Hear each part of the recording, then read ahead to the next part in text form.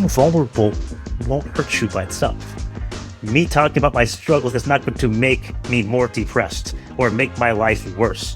In fact, being vulnerable in virtually every instance in my life has made it so that people who didn't know, who wanted to help, could. Or it made people feel seen because they're like, I don't know how you talked about something like self-harm on a stage like that. I'm like, you could do that. Hello, and welcome to Working Your Way, the podcast where we explore authenticity at work and talk about what it really takes to help you succeed in your career more sustainably by doing it your way. I'm your host, Sandhya Sudhakar, and today we are continuing our series all about the Enneagram types. Now, in my work, one thing that I have been super passionate about is making the Enneagram more inclusive, and that starts with typing, going beyond the books and into people's layered identities and lived experiences. In this series, we're going to be having nuanced conversations about the Enneagram types, not your stereotypical fits in a box kind of way that types are often talked about, but really expanding our understanding of the types through real life and real-time exploration of them. In each episode, I'll be exploring a type with my guest, narrowing down their type together and giving them time to reflect and process on their own, and then coming back together for a second conversation, sometimes a third, where we unpack how their type shows up uniquely for them. Now, the Enneagram is a tool that can be incredibly insightful, and it helps us understand our patterns and coping mechanisms and our superpowers by really recognizing the unconscious motivations that are often working behind the scenes of how we show up day to day. This series is for anyone who's curious about their type or wants to better understand themselves or someone important in their life, or just loves to explore what makes people do what they do. Now, before we get into this conversation with my guest, I want to share a disclaimer. The conversation is not a comprehensive typing interview. Think of it as typing light, more of a sorting conversation with someone who I've already begun exploring type with outside of this conversation that you'll hear. Now, in today's episode, we explore Enneagram types with my guest, Aaron Fung. Aaron is a learning, leadership development, and inclusion practitioner and a fellow coach, and a father of two who was born and raised in the Bay Area. My conversation with Aaron actually has three parts. In the first one, we narrow down to two types, the type 7 and the type 8, and from there we really deep dive into each of them through the framing of his experience. Now, as you listen, you'll hear that Aaron is both very self-aware and also very candid. And across the three parts of this conversation, you'll get to hear him reflecting, processing, and discerning his unconscious motivations in real time. One of the things that he shares is that he recently went through a pretty intense life change, getting a divorce, changing jobs, living states away from his kids, and talking about how all of this really impacted him. So I want to give a disclaimer or a trigger warning here, is that he mentions that he had thoughts of self-harm in his past. And just as important to his experience, he talks about what matters to him in the work that he does and how he's processed a lot of his pain through stand-up comedy. I'm excited to share this very real and very in-depth conversation with you about identity, personality, behavior, and motivations through the lens of the Enneagram types 7 and type 8.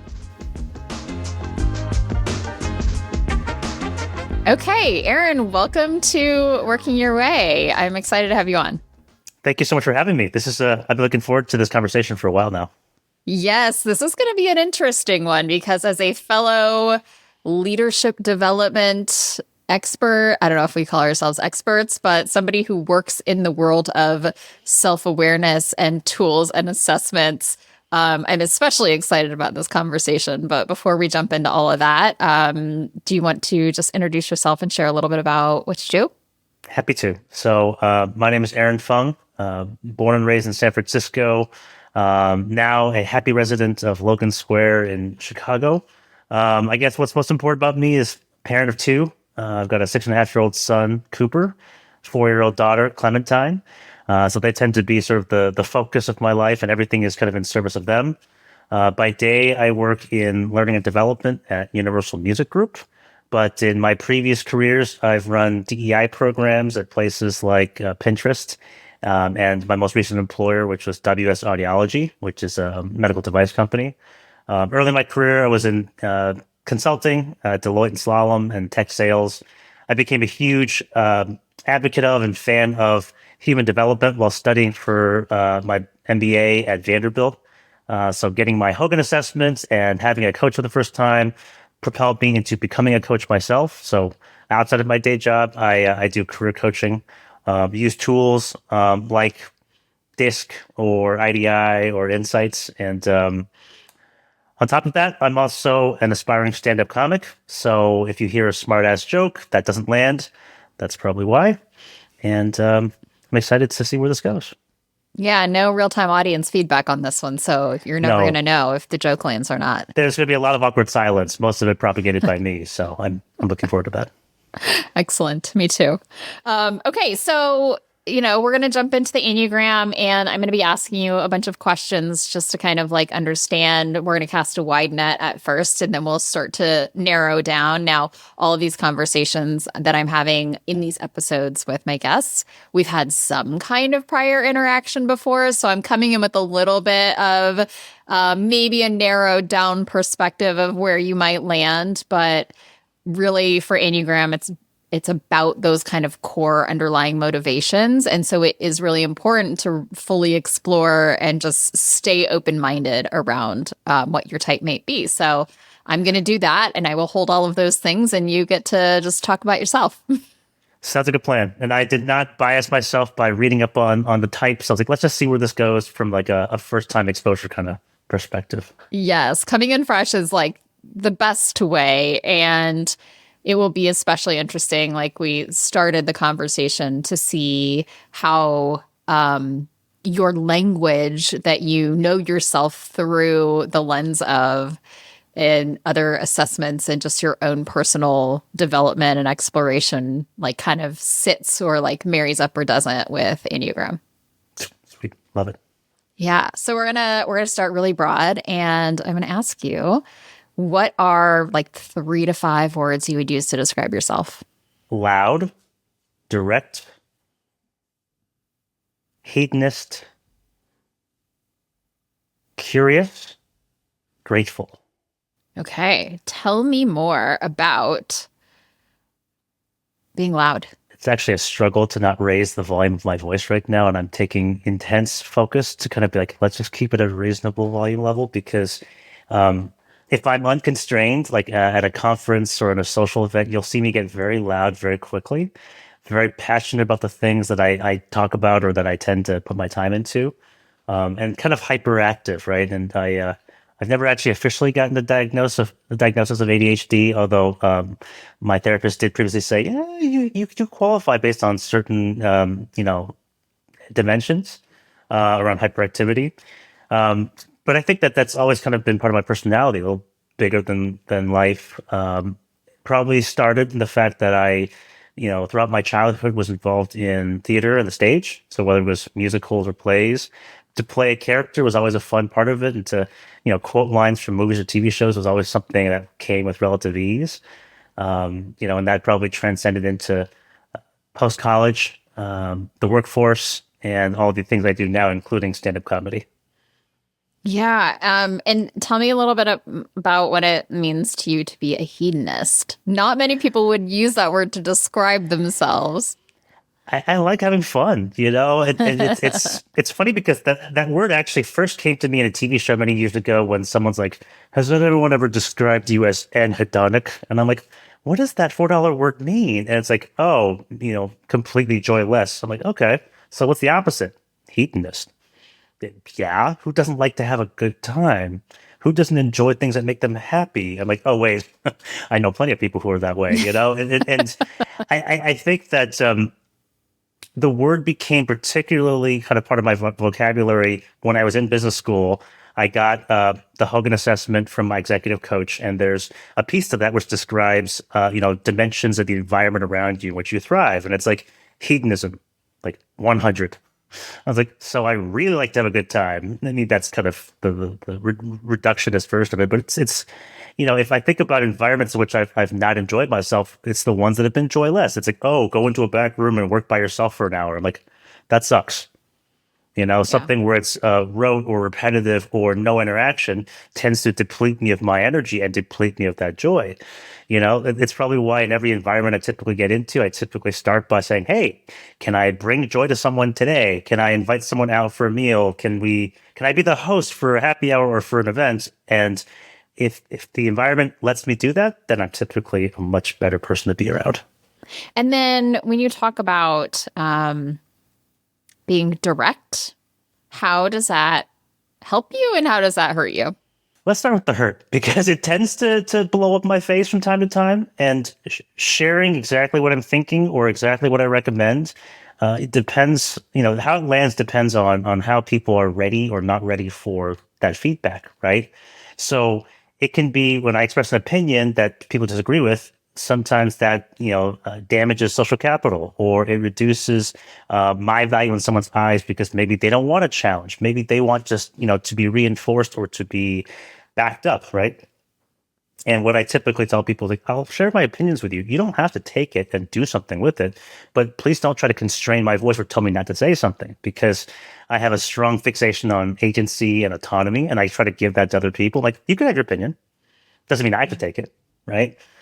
On the other side, I think when people respect directness or candor or honesty, it tends to earn a lot of trust in their minds. And I was not direct until I got to maybe college or even after.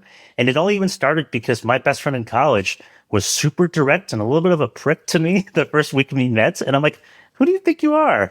And over time, I kind of grew to really appreciate that, because he's like, when I give you a compliment, it's because you earned it. I'm not just going to say something just to make you feel better. And to his credit, I've kind of taken on that mindset, which is like, I don't just dish out compliments because it makes me feel good or makes you feel good. It's like, you actually deserve it. Like, when I talk to my clients and I say something nice about them, occasionally they'll say, well, you have to say that. You're my coach. And I'm like, no, actually, I don't have to say that. In fact, I I'm happy wouldn't. to tell you that you suck. You do not. You're in a tough place, but you don't suck, or you're not incapable of this, right? You just have to figure out the how or the where, not the why.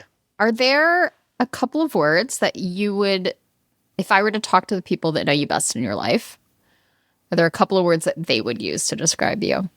I mean, loud and direct is certainly something I've gotten as feedback Consistent. Yeah. consistently. I also have gotten recently really interesting dichotomies. So I'm very actively involved with this nonprofit called Ascend. It's a membership organization focused on Asian leadership development. And for some reason, people have been calling me either the mayor or the godfather. And I'm like, those two words have very different meanings, especially when you think about either a corrupt mayor or a beloved mayor. Godfather typically has one context. And I'm like, I'm not plotting a mafia empire here. But basically what they're alluding to is that, I'm generally very well connected to people. And that comes from the fact that I make the effort. I try to remember names. I try to remember information about people to show I actually was listening to them and care. It's like, oh, hey, nice to see you. You still at PwC. Oh, no, you moved on. I'm sorry. It's been a couple of years. Or, hey, how are your kids? I know the last time I saw you, they were 2 and 3. It's like, so I think connector is probably the word I hear the most often from a positive side, like reinterpretation of mayor or godfather.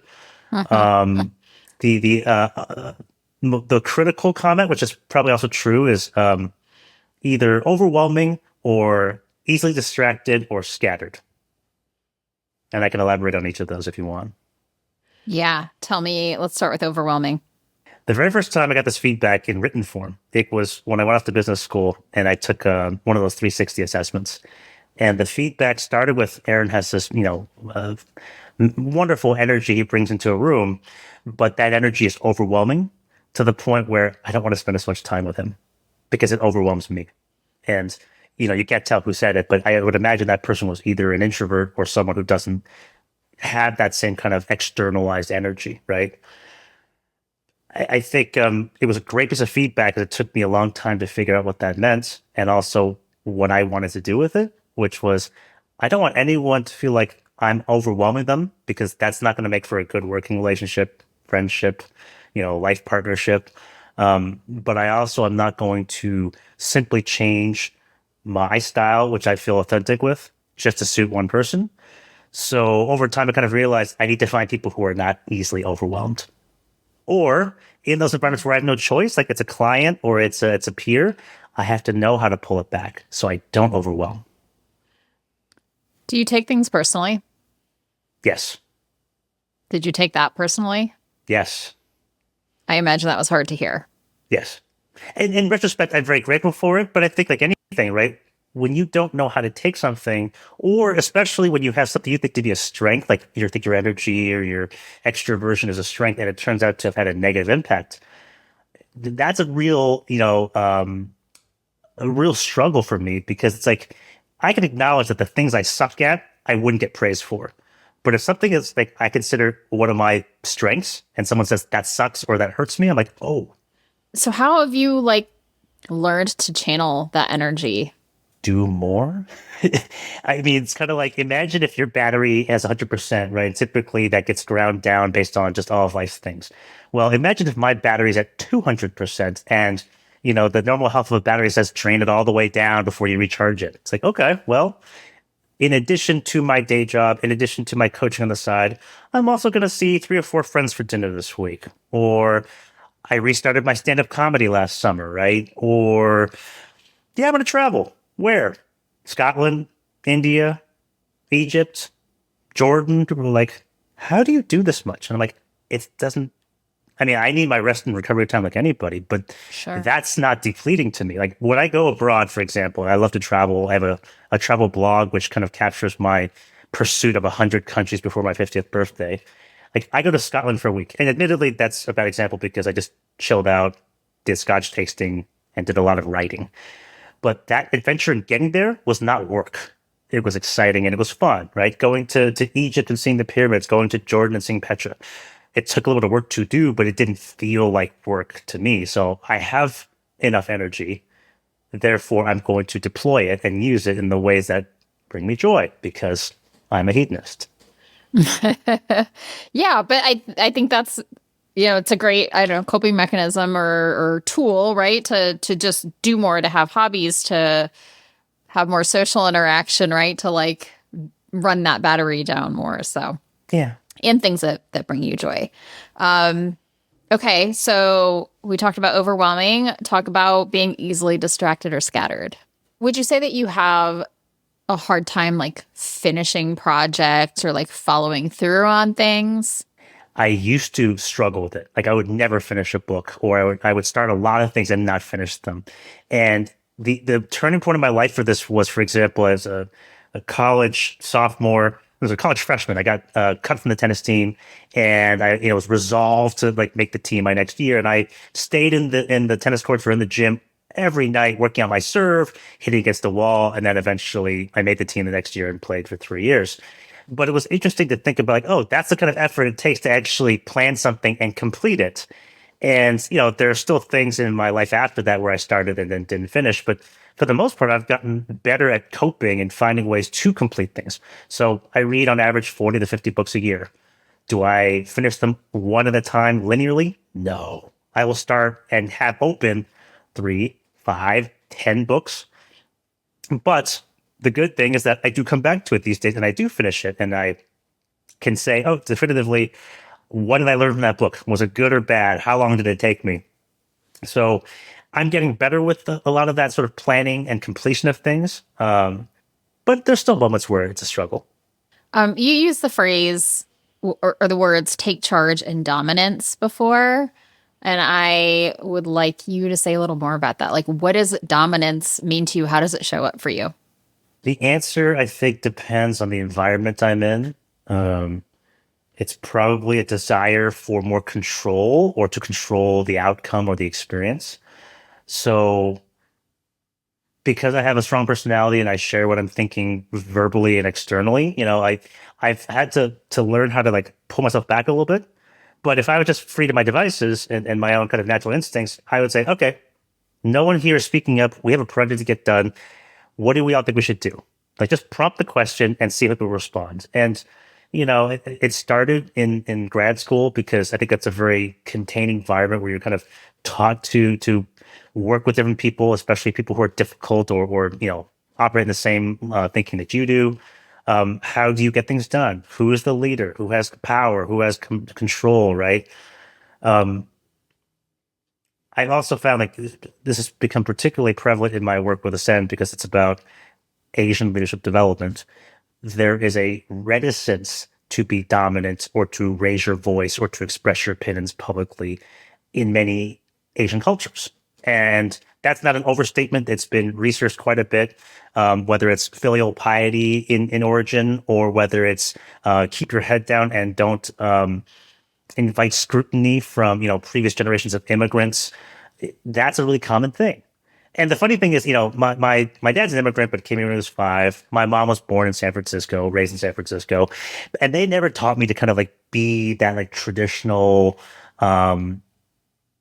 passive Asian kid. Yeah. I probably also broke through some of that because like in first grade, I was, the star of the show. I was the crab in The Crab's Revenge, which was a fantastic play, by the way. That's where I learned how to hold grudges and take things personally. But it's like, I think that set me up to be like, okay, you don't have to, respect your parents. Sure. Swearing at your parents or your grandparents will get you, a swift punishment. Right. But by the same token, I was never like taught to like, just keep my head down. And I think Yeah. that probably led to like, if no one else is going to step up, like, I don't mind. I don't have to be the one who takes charge, but if no one else will, and we have something to do and get done, I'll step in very quickly and be like, let's go. Yeah. It is very interesting in like the like first generation versus kind of second generation experience of being maybe one generation removed from the more tight knit traditions of how you're supposed to be, right? Deference and humility and all the things that kind of touched Yep. on there. So that's an interesting it's an interesting element, right? Because I think our culture always has a lens and a layer in our personality and how things show up. Have you been someone who like feels internally and expresses externally anger? Yes.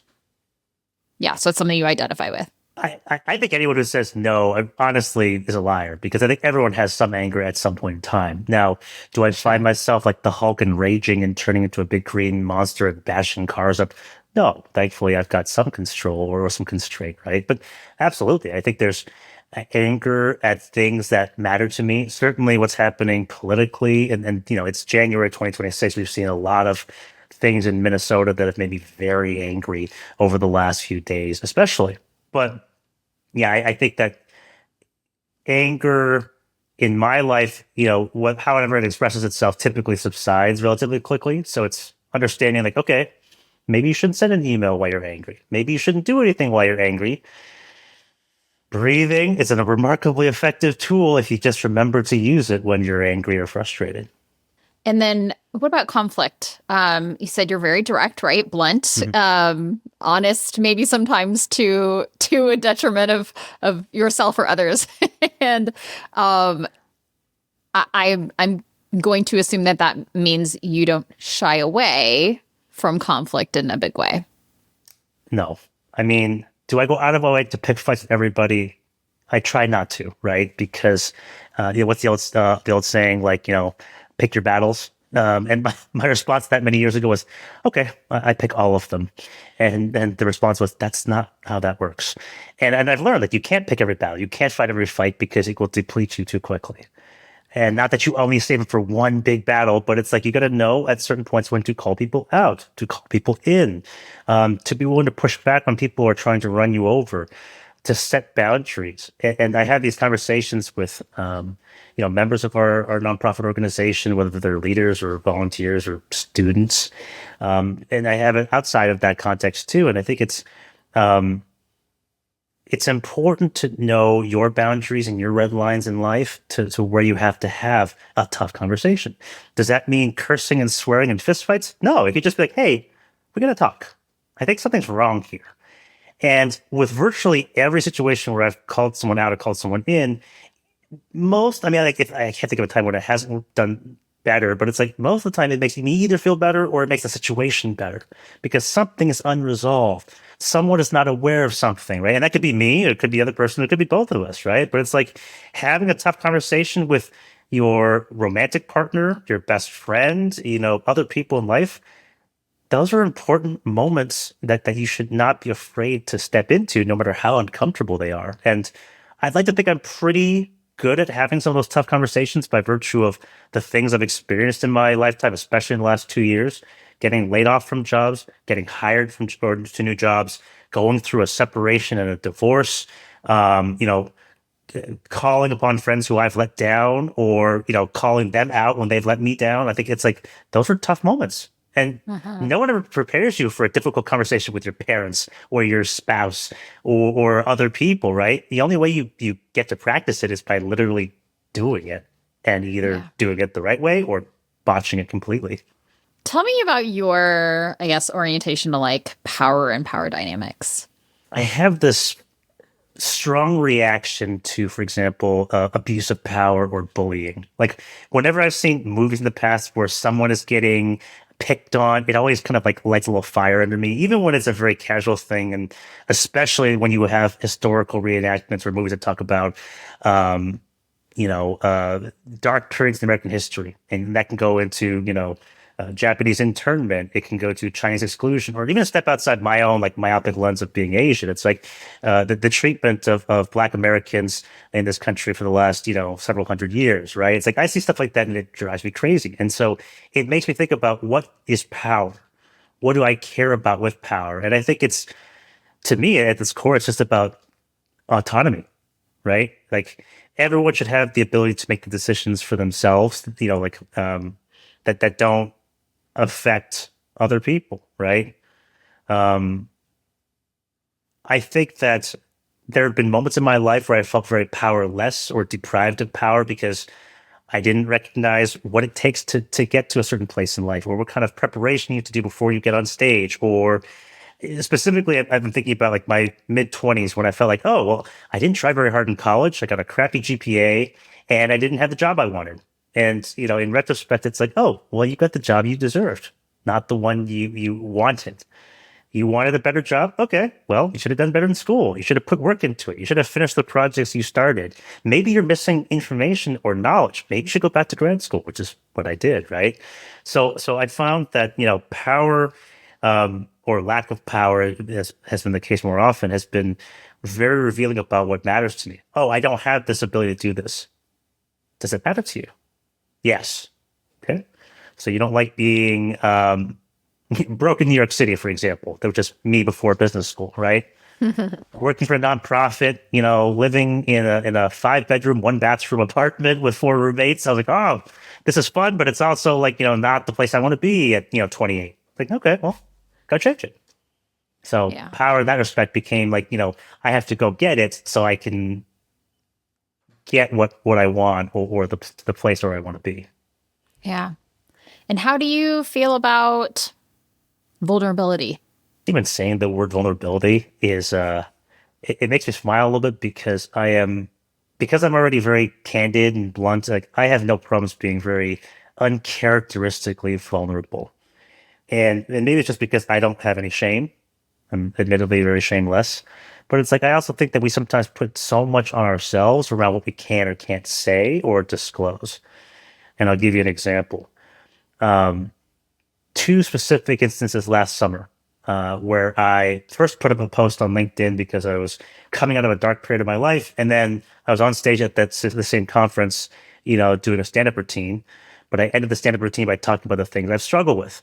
And both of those basically alluded to the things that I've gone through. So getting divorced, being geographically far from my kids, and being depressed to a place where I was having thoughts of self-harm. It is never a fun thing to acknowledge that you're having dark thoughts, that you're thinking about hurting yourself, right? To think about like the things that suck in life, because there have been plenty. And I always have to kind of pull that back a little bit because no one likes a comparison of suffering or an oppression Olympics. But I also have to realize it and recognize that the struggles I have in the grand scheme of things could always be worse, right?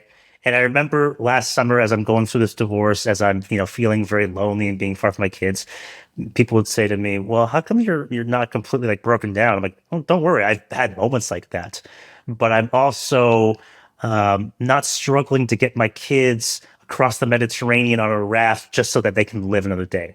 I'm not struggling to get my kids, out of Gaza because their lives are at risk every damn day." So comparison to the most extreme of suffering is not always an appropriate comparison, but I think that it's important for us to remember, like, being vulnerable won't hurt you by itself. Me talking about my struggles is not going to make me more depressed or make my life worse.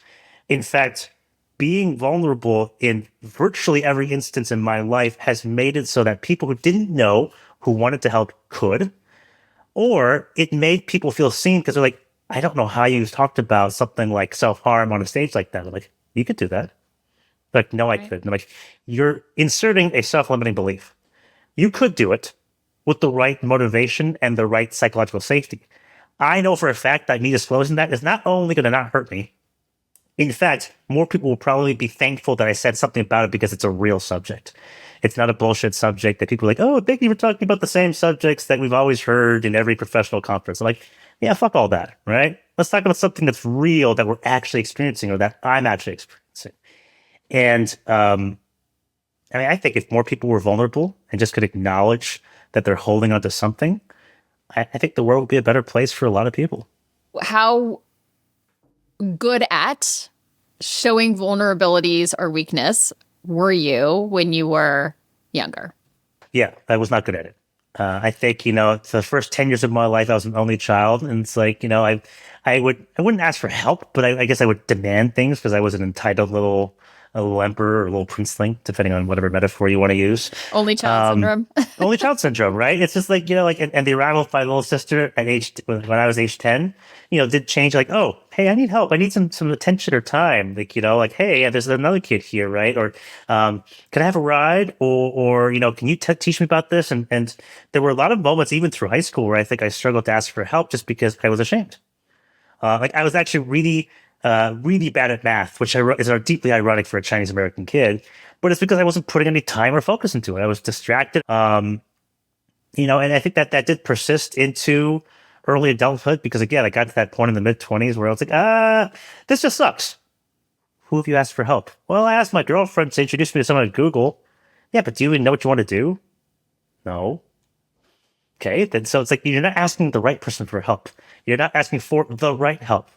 And that's where it's like, I think I've learned over time, like who I ask and how I ask, it makes a difference. And I've been much better about that, especially the last like 5 years. "Hey, I'm really struggling with this. Like, I need just to hang out with someone tonight. Can we go grab a beer? Can we go see a movie?" That doesn't mean they always say yes, right? But Yeah. the effort is still enough for me to be like, "Okay, well, if they're free, we'll go hang out. We'll have that beer or we'll see that movie." As we've talked about all of this, I've been kind of centered on two of the different Enneagram types. Mhm. And I'm going to kind of share a little bit about each of them with you and just see how it lands. The first one is the Enneagram Type 7. And so the Type 7 is the enthusiast. It's sometimes called the epicure.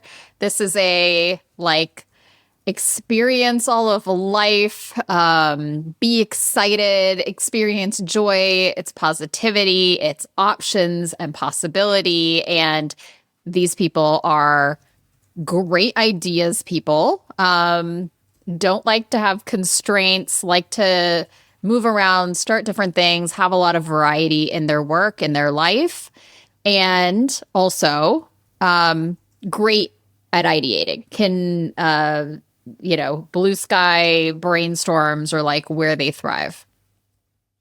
They also can be very scattered and not finish things. And they're very pleasure focused, right? And so you talk about hedonism. It's like they are focused on joy, this core belief of like, I need to make sure that I am happy and excited and fulfilled is like what is driving them from their core. Now, Yeah. they are very charismatic, lots of energy, lots of, hobbies or different things that they've started. And much of this comes with an avoidance of the difficult, the dark, the mundane.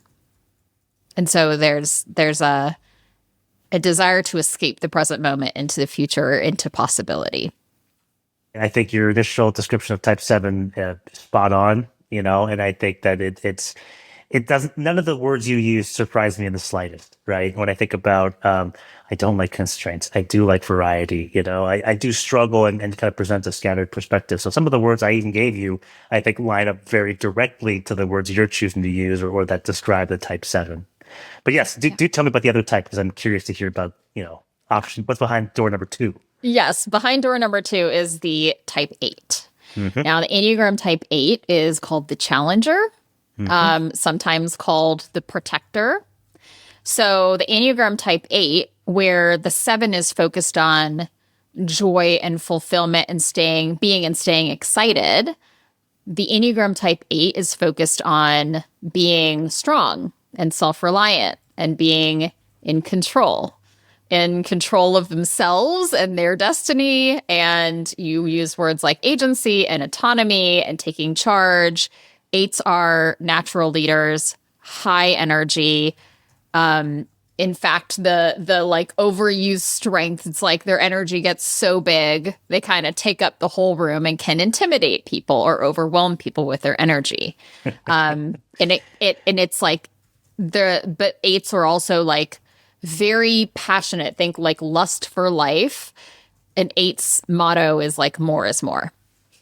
And so doing more and seeing more and being more, and they have this boundless energy that they can take charge of projects and things, and they want it to be strong. So they then can sometimes maybe micromanage people or take over too much of the work and not kind of like enable other people to do things, to make mistakes, to weaken the team of sorts. But there's also a big theme about like justice and fairness. And so 8s, of all the types on the Enneagrams, 8s are the most like true and pure expression of anger. When a boundary is crossed, when you are crossing that line, taking away my autonomy, impeding on my agency, when you are taking advantage of the vulnerable, when things are unfair or unjust, like that's where that like visceral anger can come from. And that's a human thing, right? Universally, right? When boundaries are crossed, like anger is the natural reactions, but 8s feel so much more of that than most of the other types because they're in this, their superpowers are like somatic intelligence and their energy and their action and movement and all of that. Also very resonant. And it's funny too, because even just certain words in that description, they get me a little fired up, and not in a bad way, but just like I get that kind of like that intensity, right? And I think it's these two. I mean, not knowing the other types, right? I feel like these two are pretty sharp. So, yeah, good job. Thank you. I think what would be best is I'm just going to send you some information on both of them. And what I would love for you to do is just kind of observe yourself over the next week, because I have one that I'm maybe leaning more into, but they both have a real kind of presence in how you move through the world. Cool. Well, looking forward to our next conversation. Likewise. Thank you.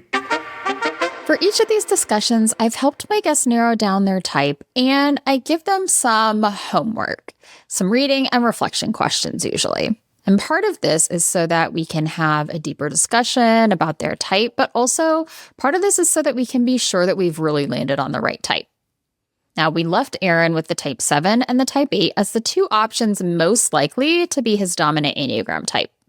As you could hear, he felt that both of these types felt really relevant for him. And I'm sure you also heard he has a lot of energy and involves himself in a lot of activities and has this kind of more is more orientation to life. And this really fits with both the type 7 and the type 8. And then there were some of the traits that he mentioned that really aligned more with the type 8. the intensity, the dominance, the directness that he's gotten feedback on in the past. And then there were some that were more aligned with the type 7. Staying stimulated to avoid the difficult or the mundane, valuing fun and joy, and even using comedy or humor to process the difficult and dark times in his life. So as we're talking, I'm in my mind just really taking note of these different behaviors and how they might show up in different types. Now, in terms of identity, we talked about growing up as an Asian American, but Aaron's dad moved to the US at the age of 5, and his mom was born here. This element is important to me because I like to explore cultural influences that really shape our beliefs and our behavior. And these cultural beliefs can color the way that our type shows up. The underlying motivations of your type would still be the same no matter where you grew up, but how they show up for you might be dialed up or dialed down, or sometimes the tendency of the type might be avoided or leaned into based on these cultural influences. For example, an Asian American type 8 could likely learn that it's not okay to be angry or show anger because many Asian cultures value humility and calm in their demeanor. So those traits could be different from someone with a different racial or cultural identity, someone who's also a type 8. Now, Aaron also mentioned exploring ADHD and scattered attention. And so this is another layer that I'm considering as we talk, and we touch on this in the next part. So from here, I left Aaron with both of these types and some homework to reflect. As you heard me suggest, one of the best ways to explore and discern between two types for yourself is to narrow down to those different types, read up on them, and then just live your life, kind of observing yourself and noting when the motivations show up for you. Because sometimes you may not be aware of them until they happen in real time, and then you can actually notice and name it once you've kind of have this awareness in your mind. As an example, for the type 8, paying lots of attention to power dynamics is a really big theme. Now, if you're unsure, observing yourself over a few days and then noticing each time that you're in a conference room where you maybe instinctually know who's in charge or who's the decision maker or who's the strongest or most capable person in the room or the person that's going to make the decision, sometimes these motivations and patterns play out so quickly and so innately that we don't even know that we're doing it until we have the language and we pay attention and we kind of make that unconscious programming conscious. So that's how you would observe yourself and see where the themes for the different types come up for you. Okay, let's get back to Aaron and see what he has to say after he has had a couple of weeks to reflect. Okay, welcome back, Aaron. I'm excited to jump into the second part of our conversation and see where you are and any insights that you've had. Yeah, I think it's a fascinating thing to kind of recall our conversation. And I think I went through both the type 7 and type 8 like document that you sent over to me. And I think it's always interesting when you start reading terms that really resonate with you. And type 7 and type 8 have their nuances that I think are I kind of looked at where I see them in my daily experience. So what I was thinking I'd do, I just kind of take you through like which words kind of stuck out to me. Like, so type 7, for example, given that 7s want to do what they want to do when they want to do it, they are essentially anti-authoritarian. I'm like, sounds about right. The kind of person who seeks pleasure in different forms as a distraction from the discomfort, darkness, and downside of life. Yes and no. Like, I mean, I have a lot of elements of the hard part of life that I get into, and I'm particularly vulnerable on.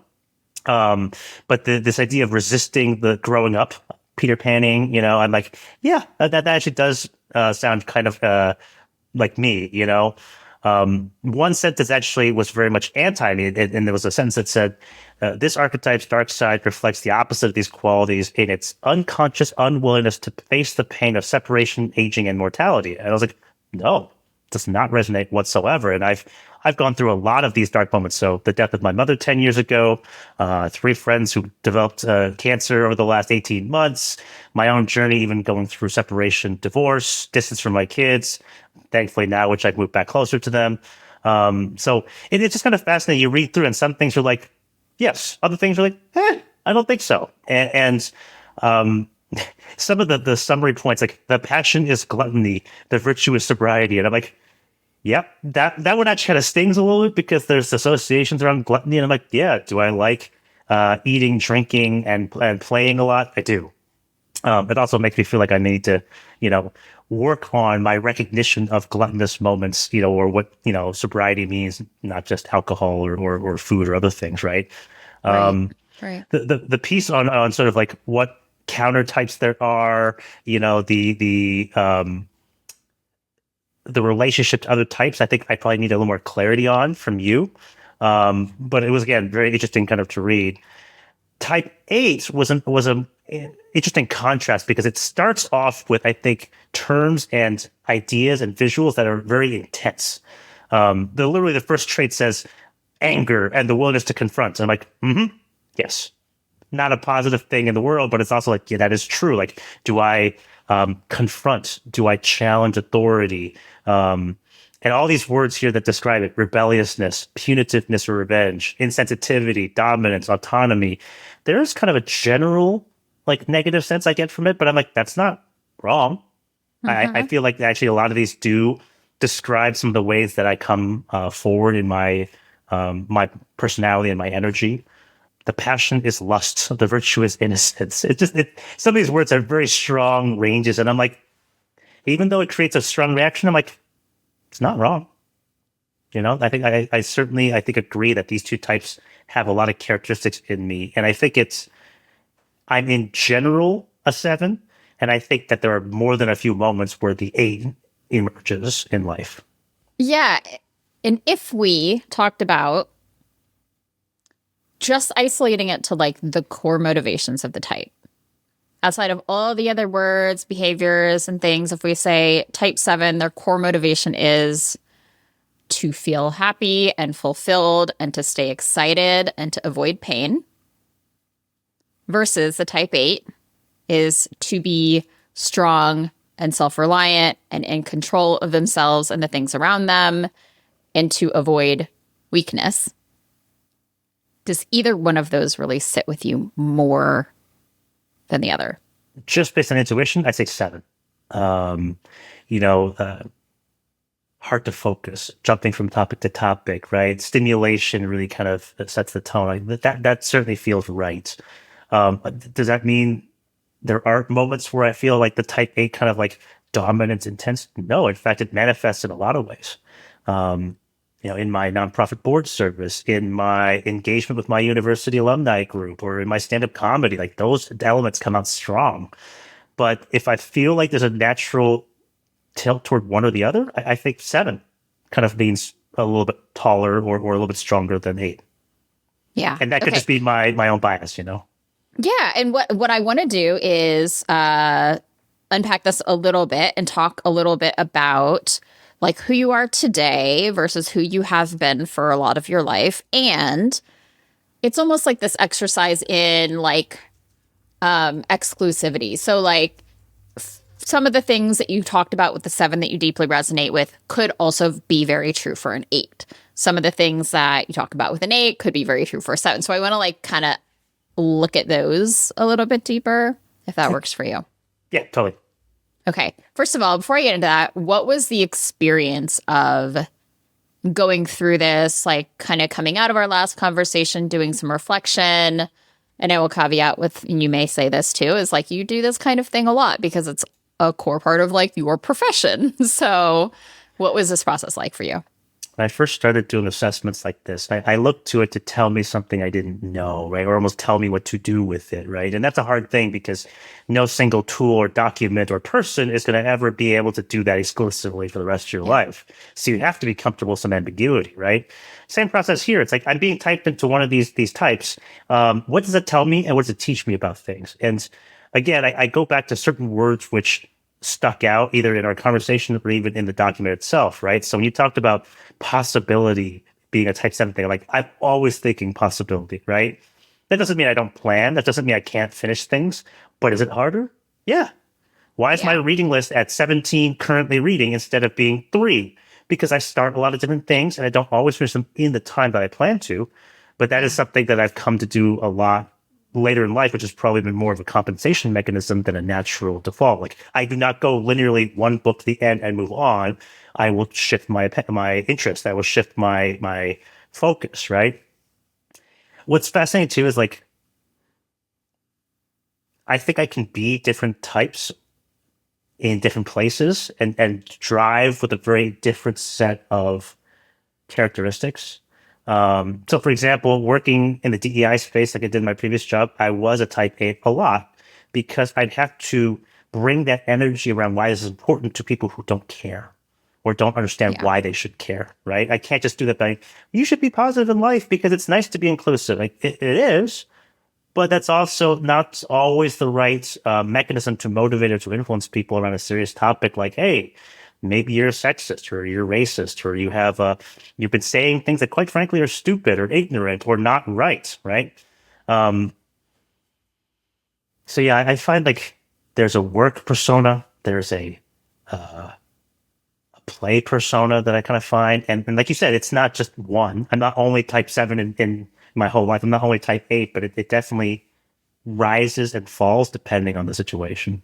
Yeah, I think that makes sense. And a couple of things I'm curious about as it relates to just like you, right? We're all like dynamic individuals. And so no one Enneagram type is ever going to say like 100%, this is me and nothing else. And this is who I am.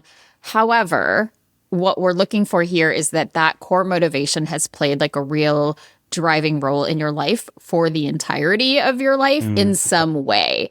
And so the other thing that I think is important in that is like thinking about, okay, you are, the child of immigrants. Now, if I remember correctly, like your parents came over very early, or maybe one of your parents was born in the US. So you're not necessarily like, you did not immigrate yourself, and maybe like culturally your parents were more ingrained in like the American way or had assimilated a little bit more.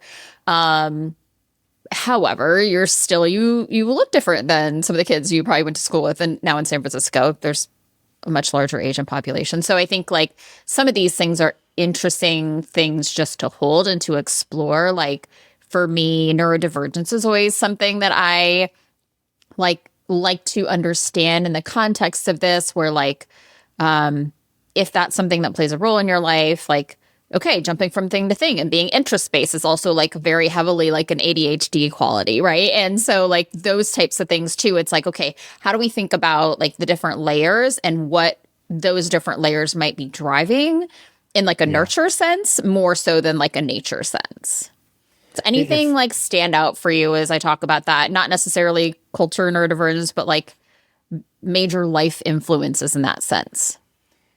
So mom was born in the U.S. Dad came when he was 5. So, I was raised very Americanized, and it's funny because I think about the impact of that, whatever cultural ideas or frameworks that my parents brought because of their parents or because their parents, right? And then what did I get from TV, movies, radio, sports? Growing up Americanized, right?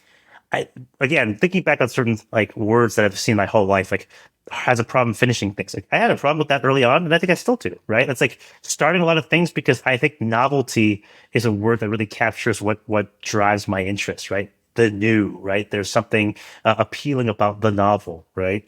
And that's probably why I've gotten into new things or tried new adventures or learned about something, became interested in it, and some things really captured my attention long enough for me to go get a master's in it or to travel there, right? And I think that I like change. I think change is exhausting, but I've been much more willing to kind of explore that because I've always had this interest in something different. And, that's certainly persisted through my professional life. I've changed jobs every few years for a variety of reasons.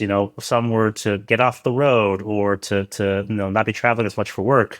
Others were for compensation reasons or topics that interested me more than the work I was currently doing, right? But change has always kind of been the name of the game. You talked about like as we're talking about the type 8, like let's switch, gears a little bit. So anger, willingness to confront, challenging authority, dominance, intensity, right? All of these things are things that are squarely in a type 8, not exclusive to a type 8, but much less common for a type 7. And so for you, as you think about confrontation, as you think about conflict, as you think about your intensity, where do you think that comes from, or what has your relationship with that? How has your relationship with that changed over the course of your life? I feel like I was much more reluctant to confront as a kid, as a high schooler, right? And there were moments of anger or frustration, right? But I think I was always unsure what to say or how to say it. And there were a number of instances post college, mid 20s, late 20s, where I started to change my perspective on this. So I'll give you an example, right? I went on a study abroad program in business school, spent 2 weeks in Beijing. The entire program was European and American MBA students. And I was the only person of Chinese descent in the group, but maybe one of two. But there weren't many of us. And there was a very large concentration from a school that will remain unnamed. But the students who were there, the school paid for them to be there. They had done no preparation or research into Chinese culture, Chinese language, or business. And they were the kind of American students that give American students a bad name. And I was like, hey, maybe you guys should go to a class before you go outside because you should understand language a little bit. And their response was like, oh, well, we're not going to learn anything in a day. Like, you're right. Which is probably why you should have practiced before you got here. And I was a little peeved at the whole process because I'm like, I was there to learn. So at the end of the program, I sent an email to the dean of that school and said, hi, you don't know me. I'm not someone with power or authority, but here's my experience dealing with like 80 of your students. And by the way, I will never hire a student from your school if I have the choice because you guys have completely tainted the image of your school. That email set off a huge chain reaction in that school. And people were like talking to their classmates in other companies saying, do you know this guy, Aaron? They're like, yeah. I'm like, yeah, guess what? That's because you don't get away with things when you're acting poorly. And that mentality around confrontation, I think, has persisted and kind of grown over time because do I enjoy confronting? Yes. I try to do it with some measure of righteousness or morality or like, this is the good fight. It's like, I don't try to fight every single situation, but I find that people, and particularly Asian and Asian American folks, are very reluctant to confront in any capacity. They're very reluctant, and I'm making stereotypes for a purpose, to challenge authority, to say when they're being taken advantage of. And I haven't had that same reticence, especially over the last 15 years. What is it that creates that, like, what evokes the anger? What in this instance, right? You were talking about kids who weren't taking the program seriously, like maybe not taking advantage of an opportunity. Like, what was it in that sense that like really evoked that? I think a few words come to mind. One is bullies, like when people are being bullied, and not the case of the business school, right? That was more of a case of just disrespect, not really wanting it or respecting the environment to be there, or lack of cultural fluency. I think even at a more visceral level, like fairness. Like when people are being unfair to other people or treating people unfairly, I'm like, that always is a trigger for me. And that probably was one of the reasons I started thinking about DEI as a career, because it was about fairness. It's like, we're not trying to make it so that, people of color or LGBT folks have an artificial advantage. It's that there's been a structural disadvantage for years for those groups. And people who like to challenge saying, those don't exist, or, people don't see color, it partly just makes me laugh, but partially, also sets me off. So I'm like, you're just trying to confirm your own thinking and support your own biases with a reality that doesn't exist. You can keep doing that. I can't control that. But the reality is you are wrong to say that groups have not had structural disadvantage. So it's like those elements of like fairness or equity, I think, or lack thereof, I should say. That's what triggers me typically around things like anger or frustration. I'm like, why? How's that right? Is the question I kind of pose, out louder to myself. When you are advocating for yourself, something that you need, somebody made you feel some negative emotions, like how does that change your willingness to confront? Is it still the same? Or do you see the confrontation more when it comes to like standing up for others? I think it's easier to step in and support others. And I think that I still challenge when it comes down to things that affect me because I always try to be reasonable about it. I'll be like, listen, I don't agree with this. Let me just make my point, Um, but I think it's important to stand up for yourself. And I think that that's one of my kind of core values these days is just how do you, especially with the backdrop of what's going on in the world right now, we see a lot of things that are unfair and things that are really scary, right? And I've had this kind of underlying like motivation, like, would I rather acquiesce to like fear or to a bully, or would I rather go down swinging? And the answer is I'd rather go down swinging. And that's not exactly a fun thought to think about or to externalize, but it makes me, there's a really strong reaction I have to people taking advantage of other people. Um, Everything that's been happening, I think recently has kind of made me take a step back and be like, don't do anything rash. Think deeply. Like, what do you actually want as an outcome here? Right? What do you want to model for your kids or for, put out there into the world? And I think that that's where it's like, I have to take that raging fire and be like, okay, let's just put a nice little fence around it and not let it completely dominate my course of action or all my thoughts. I want you to think about the last time that you had to truly confront your own personal vulnerability, and you don't have to share, what was going on at the time or anything like that. But I want you to think about the last time that you felt like you were exposed, open, vulnerable to being hurt, right? Or to share something about something that hurt you. What was that experience like for you? So let's just go straight into a really tough part of my life, which was last spring. Had gone through a separation, was going through a divorce, physically was hurting just because, I'd hurt my back in playing tennis. And I started having really strong suicidal thoughts. Depression had been diagnosed officially. Doctor was like, yeah, I think you are depressed. And I remember, sitting with that because the worst thing you can do to someone like me who's, an extrovert and needs to be around people is just keep them isolated. And I felt super isolated by circumstances in the world. And I remember starting to talk to people about it, therapists first, but then a few friends would just be like, hey, you might not have known this, but I haven't been myself, and this is why. And I remember some of those first few people I told were glad that I disclosed that. And they said, I didn't know. How can I help you with that? And that was obviously a good thing for me to get. The more I started to disclose my struggles in more public forums or settings, the more people would say, I had no idea, or they would reach out to me and be like, hey, I'm checking in. And I'm like, I'm not mad at you. I just wish people had checked in general, but it's like when you're out of sight, you're out of mind, and you're 3,000 miles away, or you have a whole other life. I get it. But it's like that was a tough time for me. Right. And at that point, I had less moments of anger than sort of more thoughts of just like being defeated, despondent, right? Not having enough to live for. And that combination of thoughts, I think, is incredibly difficult, especially when you've, known people who've taken their life or you've seen the impact of depression on people around you. And you're like, well, I'm never going to be depressed because I'm just Johnny positive all the time. I never actually said that, but it's like, I always think I never understood depression because I hadn't gone through it myself.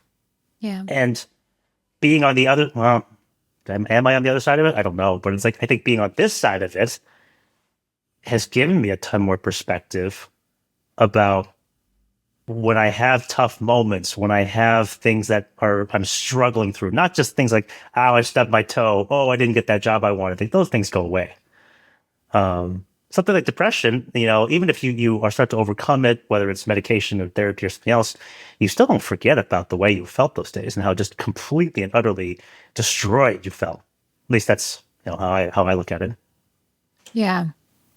Yeah. Thank you for sharing that. I think the reach out to people, what for you do you think motivated you to share? And do you see it as you were asking for help or just sharing with the people in your life about what you've been experiencing? I think there was definitely an ask for help. And I'm not someone who typically shies away from asking for help, but in certain parts of my life. And that was a new thing to explore, right? Like, I'm usually very candid about the struggles I've gone through, whether it's,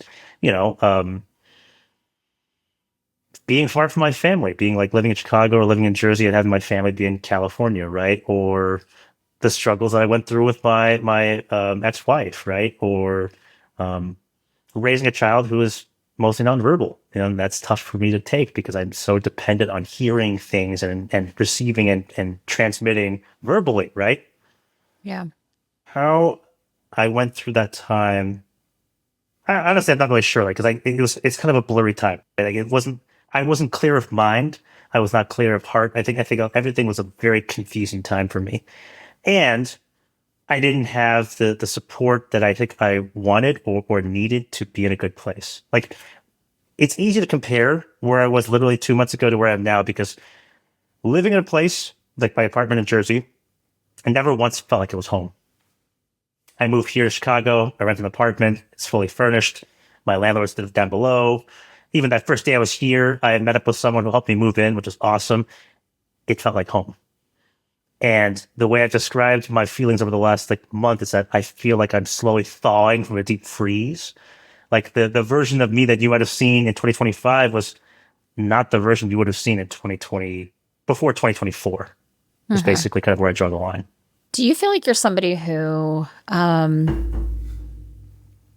like processes the world through your brain or through your gut? Like, are you kind of like information, ideas, analysis, or like kind of gut instinct, impulse, I think action? it starts brain and then where it actually comes through is gut. Like, because I also like to process externally, right? So by talking it through, that's why, I've really enjoyed times with therapists or with coaches in the past because it's like, I can think something, but I don't actually know if it's true.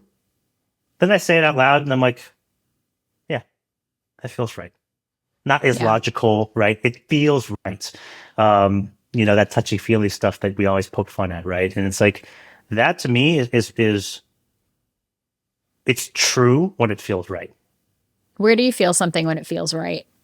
I think in the past I might have felt moments where I literally felt it in stomach, but it's like it's hard to kind of like localize. Like I don't have like that moment where it's like, starts here and spreads throughout the whole body. It just kind of takes on this like all encompassing feeling. Like when I come to a truth, like a really thing that's important to me, or a lesson, or even just a simple statement of like, this is what I need in my life, or this is what I'm not having right now. Like I don't tend to get it like just in one piece. I typically just kind of like it goes in and it's like it's distributed immediately to all parts of the body. When, if at all, might you be conflict avoidant in your life? When is it hard for you to bring things up? It has been hard with partners, at least my ex-wife, right? I think that I didn't express what I was needing or frustrated with enough, or if at all. Sometimes not in the right ways, right? Or maybe the conflict I'd get into would be non-productive. It would be not actually about the issue that I had a problem with or was struggling through. Like I'll give you an example, right? We moved from San Francisco to Chicago, in the city for a year, and then we moved to the suburbs. And that was COVID time. So we give COVID years a little bit of a pass. But after the first couple of years of COVID, it gets to 22, 23. I was constantly kind of just like dazedly walking through life. Like I didn't have things that made me happy and joyful outside of my kids. I didn't have the things that bring me a ton of joy, which I've realized now include playing tennis or badminton, or making new friends, or hosting, dinner parties. All those things were absent. I also didn't have access to my family, which I didn't recognize at that time was so important to me. And I did that because I wanted to give, my former partner proximity to her family and not be in San Francisco. But slowly it was just tearing me apart. And the only reason I know this now is because I contrast like the last 18 months of living in Jersey, which again was not the best for me, but even just here right now, I live in Logan Square in Chicago. The way I feel on a daily basis is so different and so much more like this feels right because I have that contrast now. Did I ever express that to my former partner in the right way?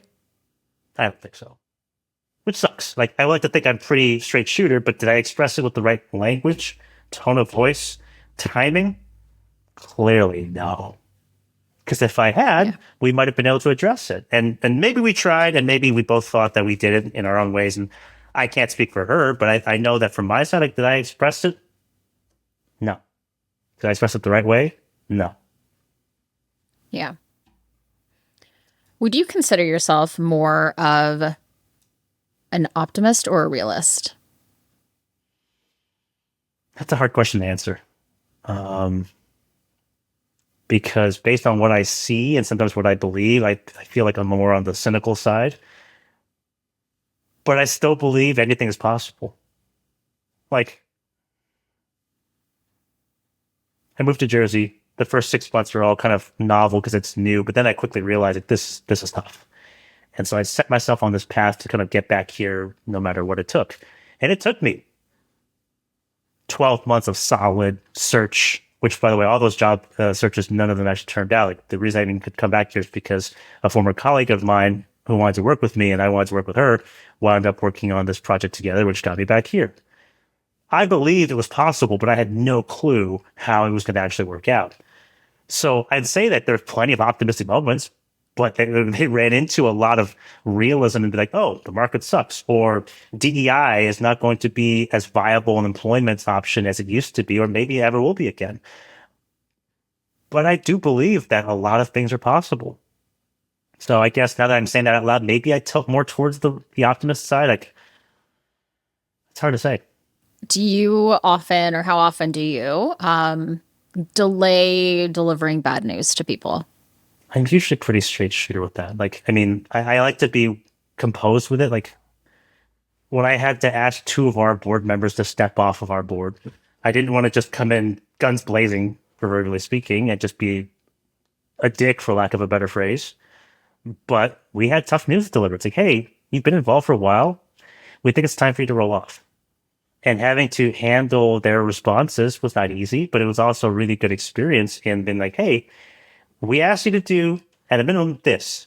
You didn't do it. We kind of asked you to try to change things. You haven't done it. So it's time for you to move on, right? And delivering bad news is never, I think, an easy thing per se, even if you've done it a lot. Right. But I think that experiences like that over the last few years have made it easier for me to deliver bad news. Hey, this is not working out. I mean, to be fair, like, I was the one who called on my ex and be like, I think we should get separated. That's not an easy thing to say, but it's like, that's an acknowledgement that something is broken here. Yeah. We really need to recognize it for what it is, or what it isn't in this case. Okay. So I guess I want to, I don't know, we can just like have a conversation about what I'm hearing from you, and then kind of what you're feeling and thinking as well, and see where we are. A lot of the questions that I've been asking you, I do think it's always more complex to talk about type with someone who works in emotional intelligence and understanding people. And inherently with doing that, most people are doing a lot of their own reflection and introspection and all of that stuff, right? Like, if you work in leadership assessments, like, you undoubtedly are doing those things on your own, right? And you've talked about, like, you like to take something away from everything, right? You're growth oriented in that sense. As you were talking about the things that really resonate with you from each of the types, what I heard was that, like, the immediacy, right? Wanting what I want, when I want it, being really self-directed in that sense, like moving toward fun, moving toward novelty, like living a big life. And even when you talk about like gluttony versus sobriety, right? There's that can be a little bit of a commonality between 7s and 8s, where like 7s are like, impulsive and maybe excessive, but like 8s can be the same way. And so a lot of what I'm hearing in how you're talking about what resonates with you in the 7 are also things that could really apply to the 8, except, and then as you're talking about 7s, it's like facing the difficult, challenging, confronting, like those are things that even someone who has evolved in their behavior still struggle with as a 7. On the flip side, you talk about the things that really resonate with you with an 8. there wasn't anything that was like, you saying this makes you definitely not an 8. Like I had one or two of those things in the 7 and I didn't have anything in the 8. And I'm just curious about like at the core of a type 8, it's fairness and justice are a trigger. People being taken advantage of is a trigger. That's what brings out anger. That's what brings out, like the heat in a type 8. Power and control, misuse of those things. Some of what you talk about with intensity, the directness, like those are all things that feel so much more like really solid as a part of the 8, and even like optimism versus realism, right? I think I'm curious about like how fun has become kind of something you really embrace to find balance in the world, to be a more whole person, to, is it something you've taken on more and it feels really important to you? Or was this how you have always been? Like, in a way, I see the hobbies and the comedy and the, some of these things as like ways you've built your life and built balance in your life in a way more so than like kind of the core. I'm going to pause. Yeah. What do you think about all this? I mean, I think that certainly I have taken on more as maybe a compensation mechanism. And in fact, I even articulate to people, like, if I can't control the things that are shitty or tough in life, I can control the things that bring joy and bring more of those into life. Like, and they had a whole conversation recently on purpose. And I'm like, I really do enjoy making people laugh, right? That's the whole reason why I go do open mic nights or stand-up comedy, right? Because I do get an incredible amount of purpose and joy, from that activity, right? I think, like, I've always been someone who has been around people and wanted to be around people, like a connector, right? Like I always describe the worst possible job you could put me in would be like in one of those like underground bunkers waiting to push the button to launch the missiles, because I'd be like by myself, socially isolated. Like that would be death, right? And waiting to cause pain to people. Like, like great. There's that whole angle to it too. Like ready. Annihilation. Like, yeah, no, that's also a bad part of it. Well, and I think that's like, I've always enjoyed being like fun seeking. Like we should go do something. We should go see a movie. We should go play sports. We should go do this. Right. And it's like, that has always been true. Like when I'm not doing something, I do feel out of place. And that actually leads to its own complications. Like, oh, if you're always going, eventually the car engine breaks down. Like, yeah, that's where there are times when I do a weekend of nothing. Or I go on a trip and it's like, I just want to not see anything. I want to just sit in the hotel pool or something, right? And those don't happen very often, but they have to because I need my recovery. When people ask, like, what's your default speed? I'm like, go, go, go. It's not sit around, and that's pretty clear, I think, from our conversations in the past, right? Yeah, for sure. And I think like not wanting to confront limitations is like equally a type 7 trait and a type 8 trait. Now, I think being constrained, being restricted, having options taken away is like the biggest trigger maybe for a 7.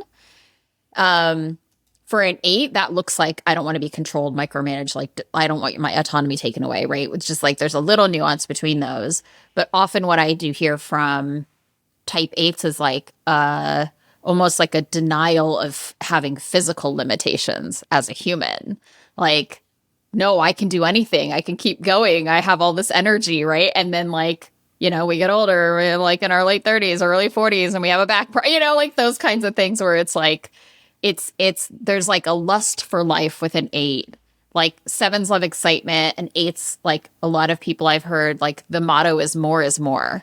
Like, Why would we do less so we can do more, There's one point of mentioning in the description of the 8, it's like possession. And what does that term like represent, right? It's like, to take control over the scene, right? To have, to own the environment, which has always been true, certainly from an attention perspective. Like I used to be the attention seeker. I was on stage a lot, right? And that's really good for you if you're, enjoy playing a character, or you enjoy the spotlight, right?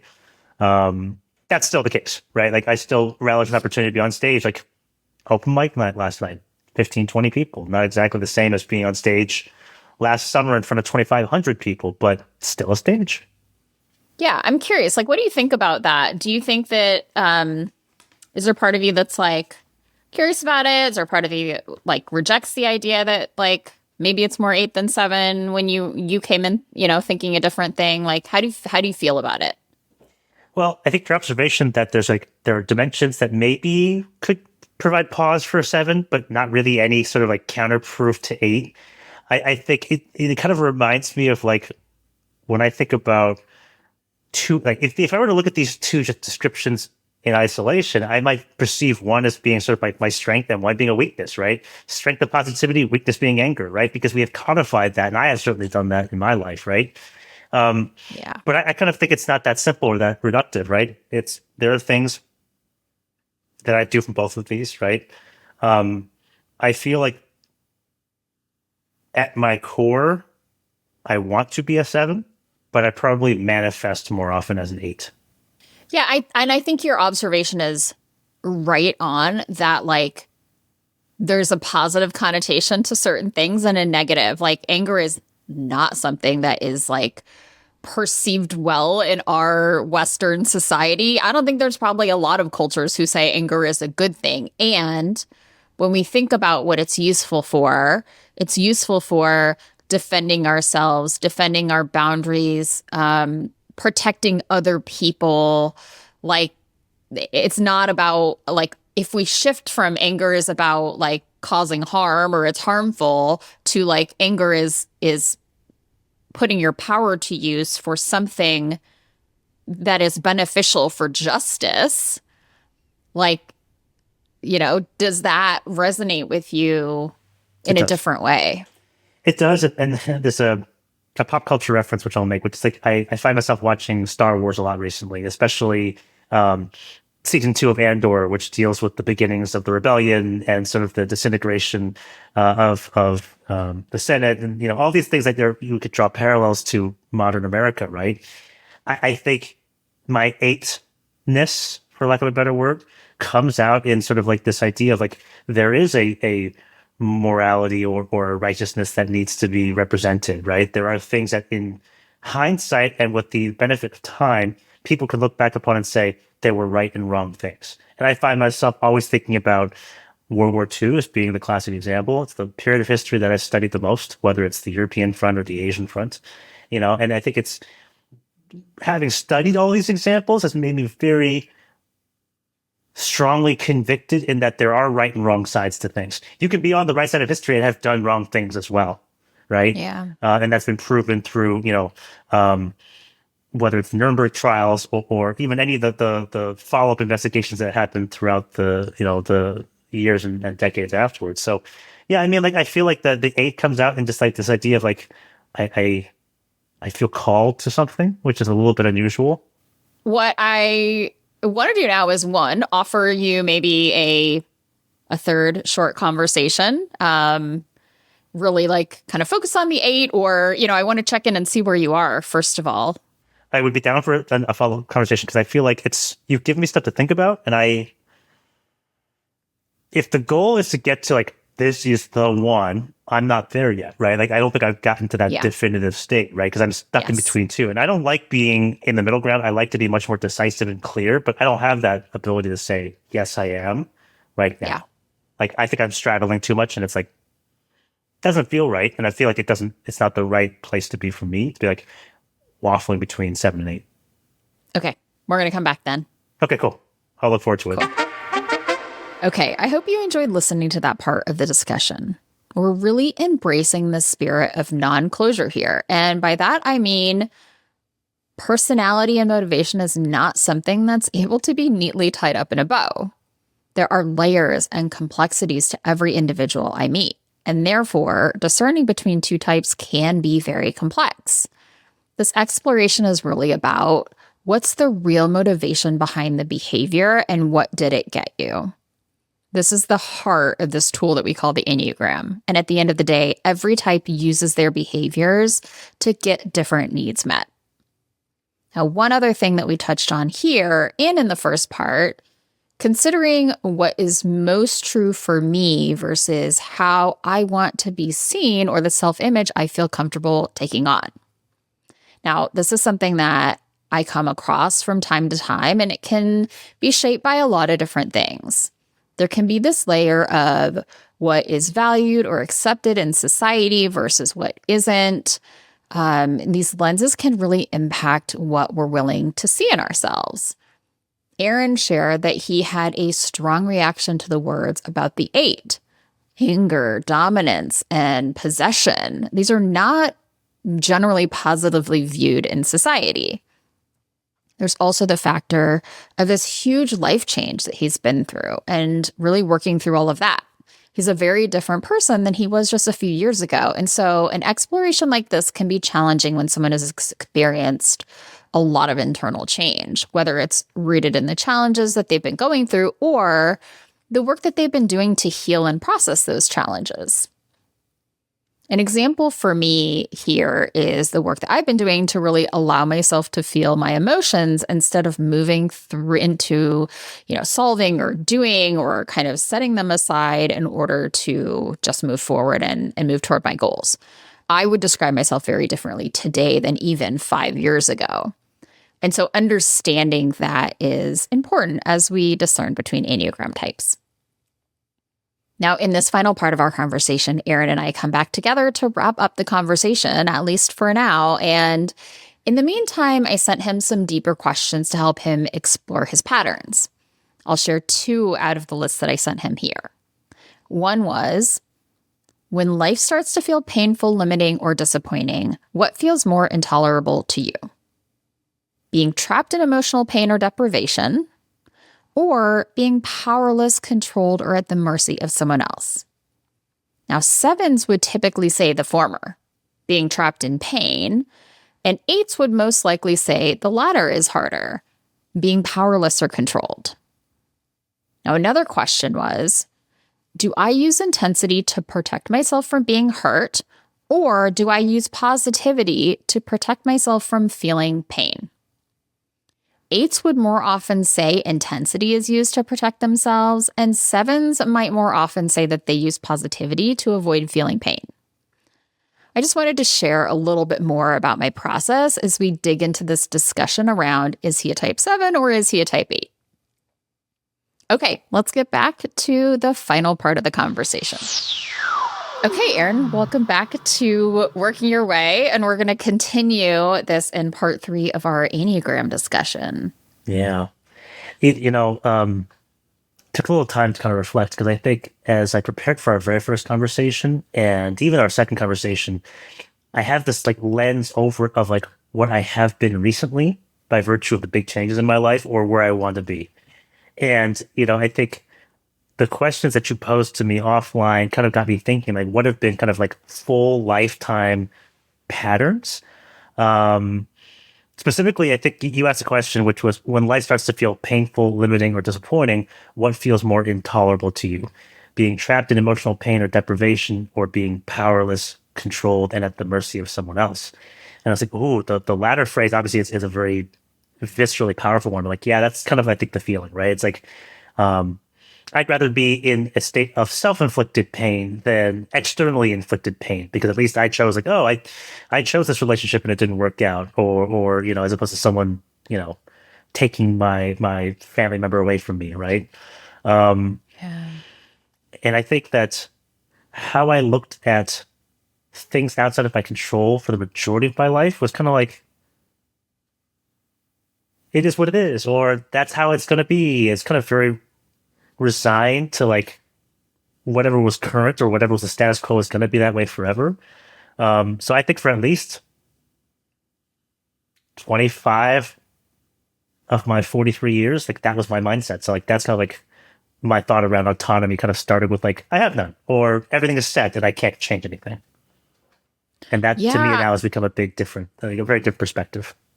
Yeah. And I the way that I am thinking about that as you're talking about it is, do you work to, right? Does your ego work to control your experience, or does your ego work to escape from your experience?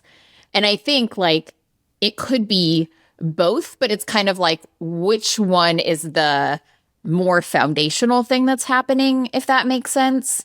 And so in those instances, like it sounds like the latter phrase. So when life starts to feel painful, limiting, disappointing, what's more intolerable, being trapped in emotional pain or deprivation, or being powerless, controlled, or at the mercy of someone else. The second one, being powerless or controlled or at the mercy of someone else or life circumstances, felt more poignant to you. Is that Yeah. what you said? Yeah. And I don't think it's something I believe now. Like, I don't believe you're ever truly, totally powerless or at the mercy of someone else. But I think that certainly for a long time, that was the case. Like, oh, I should have done better. Well, that's how it is now. And that's not a mentality I have anymore, but had that throughout my adolescence, had that through college, and even to my early mid-20s. Like, it took me until I was probably 27, 28 when I started making certain changes in my life and started to realize that you could actually draw out your own pathway and make it come to life. But yeah, the first 2/3 of my life were like, sucks to be you, or can't change it. Yeah. And there's like a real pragmatism in that. And I think the thing that's so interesting and nuanced about Enneagram is like, there is a pragmatism in saying it is what it is, or I just have to deal with this, or whatever that is. And it's a protective mechanism still, right? Pragmatism or realism or confronting reality can be a protective mechanism to say, instead of like being with the feeling of, okay, I couldn't control this. This is really painful. You can say like, this is just life. Toughen up, move on, figure it out. Yeah. And, bringing another question that you posed to me, which again had a very strong reaction to me, like the question of when you imagine your life becoming smaller, fewer options, fewer roles, fewer pursuits, what scares you more? The loss of stimulation and possibility, or the loss of autonomy and leverage? And in this case, the loss of stimulation and possibility really struck a chord because, and part of this just may be because I thrive on variety and stimulation, and maybe I'm a screen addict like every other adult or child these days, right? But the idea of not having that input certainly scares me, right? To a degree, much more than that loss of autonomy, which is still very important to me. Yeah, I guess the question would be loss of stimulation versus loss of autonomy. Because possibility and leverage can be, I guess, one and the same, right? Do you want possibility so you have control, or do you want, leverage so that you're never somewhere that you don't want to be? And I'm wondering if anything is coming up for you now as I say that. I mean, I think that possibility to me is like the starting point, right? Do you believe that there's possibility or not? Is it a mindset? Leverage, I think, creates possibility, but it's not the only prerequisite. So, like, I think of it around like, I recognize that there are certain things I'm probably never going to do, right? Dunk a basketball, be over 6 feet, right? Win a Grand Slam tennis championship. That's okay. But possibility still exists in so many other ways, in so many other dimensions of my life, right? And, I think that I don't believe I understood what was possible for the majority of my life until that sort of mid-20s kind of phase. Because at a certain point, like it was prior to going to grad school, prior to going to work in a nonprofit, like all these things conspired to basically spark change. And the funny thing is, it started with my ex-girlfriend dumping me. And then I needed to find some way to not be constantly focused on the grief or the sadness or frustration. Where are you right now in terms of the Enneagram 7 and 8? I have some thoughts I can share, but where are you? I mean, the funny thing is, like, the more I just kind of let it sit, the 7 is resonating more. And maybe just because when I think about where I am today, right? And I don't know if Enneagram captures the entirety of your lifetime or if it's subject to any recency bias, right? But when I think about the things that I feel or focus on or value or things that I see in life, the 7 right now is yelling at me in spades. Like for example, in the blind spots description, it talks about, do you focus on pleasure as a way of avoiding pain? I'm like, yeah, that is probably what I'm doing right now. In what way, I don't know, right? But it's like, I can't psychoanalyze myself without it being confusing. But I do find myself taking on the things that bring me joy and maximizing them to compensate for things that I am struggling with. And there's a long list there if you want to get into it. And there are healthy things in that list, I'm sure, right? And maybe some things that are you're able to reflect back and be like, okay, is that really good for me in the long term, right? Yeah. Yeah. Yeah. Yeah. I think at the end of the day, we know that we found our type when the core motivation like deeply resonates. It opens up a door to really like seeing things in a new frame. And so what that looks like for you would be, okay, do I enact these behaviors in my life because from a 7 standpoint, like I am avoiding pain, I'm avoiding limitation, I'm avoiding boredom, feeling trapped, right? Feeling constrained in a way.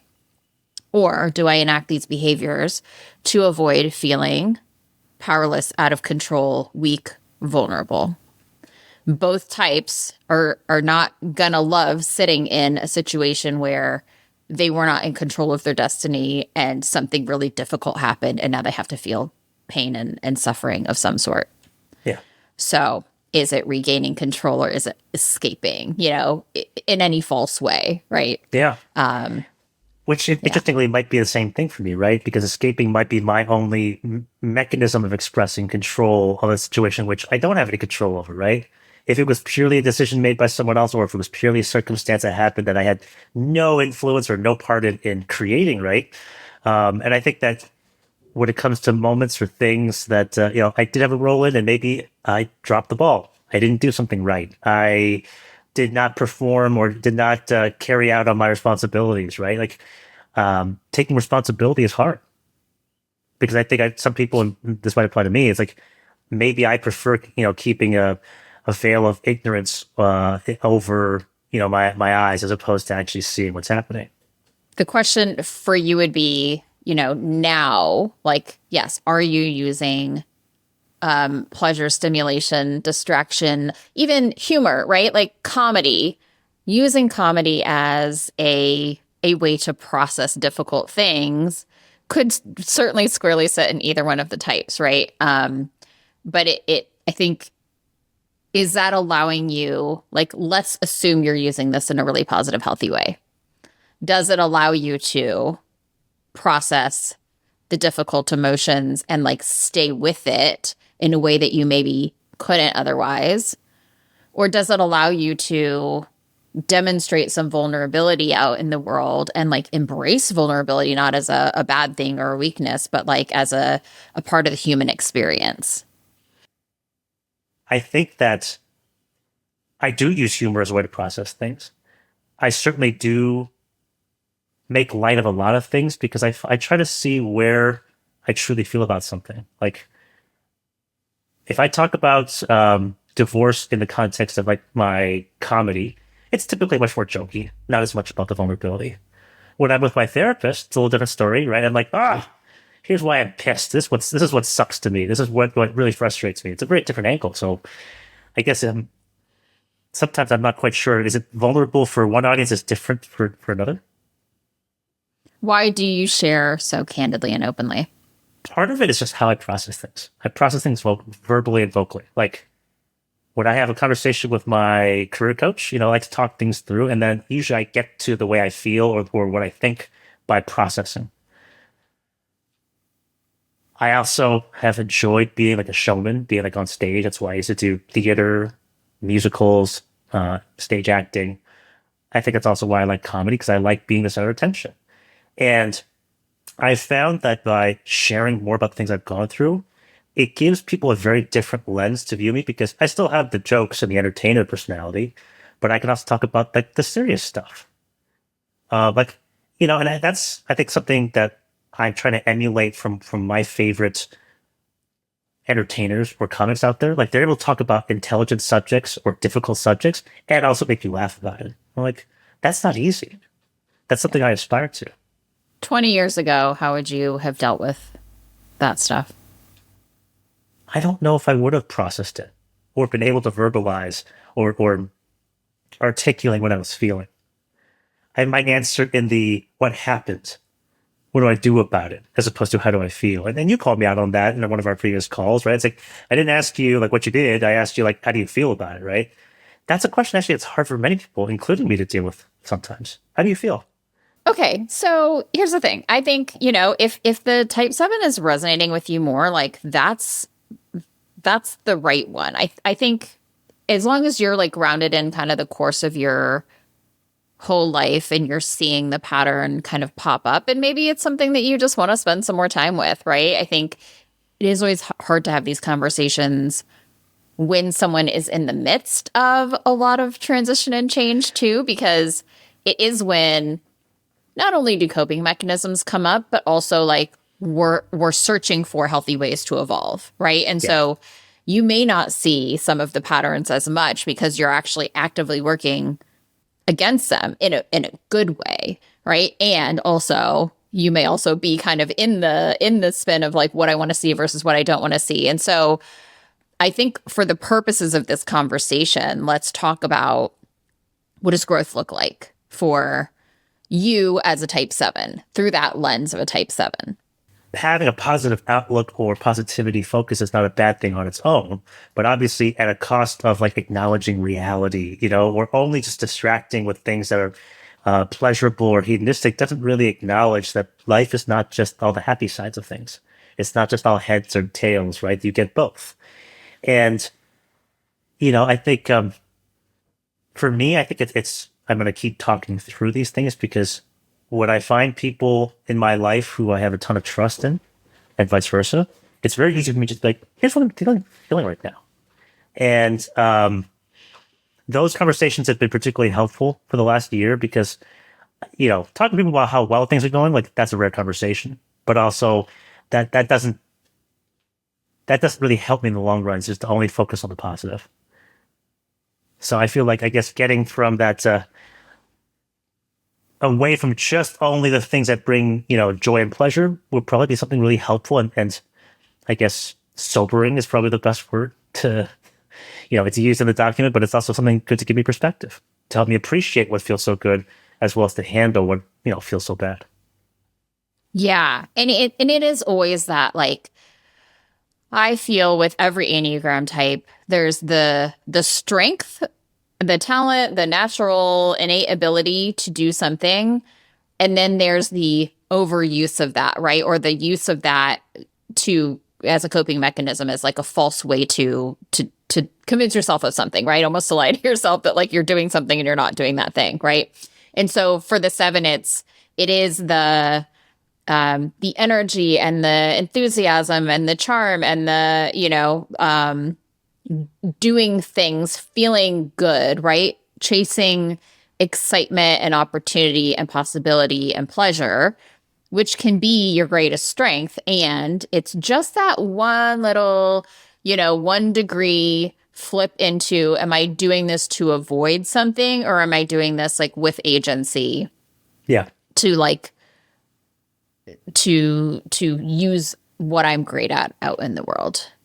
Yeah. Well, and the one thing I'll leave you with is like this idea of always switching, for example, what my interests are. It's like, well, what if I stuck with something consistently for a while and did not just change for the sake of variety or novelty?